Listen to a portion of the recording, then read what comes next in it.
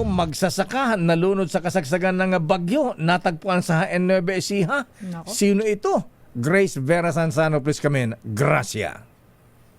Lakay Deo, Miss Elena, sa halos stage of decomposition na ang 59 na taong gulang na magsasaka at the same time ay nagtatrabaho ito sa isang security service. Residente ito ng Barangay Pula sa Talavera, Nueva Ecija na kinilalang si Romeo Garcia. Sa report ng Chief of Police ng Jaén na si Major Ernesto Esguera, agad nakipag-ugnayan sa Talavera Police ang at sa pamilya ng biktima. Natagpuan ng mga residente kagabi ang labi nito sa bahagi ng irigasyon ng Barangay Santo Tomas sa bayan nga ng Jaén.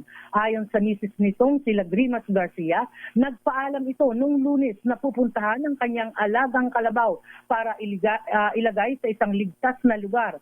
At dahil nga unti-unti nang tumataas ang tubig baha, subalit hindi na ito nakabalik. Kung kaya't hinala ng pamilya na posibleng ang tinangay ito ng rumaragasang tubig sa pagtawid nito sa isang irigasyon. Tumanggi na ipa-autopsy ang labi nito ng pamilya nga.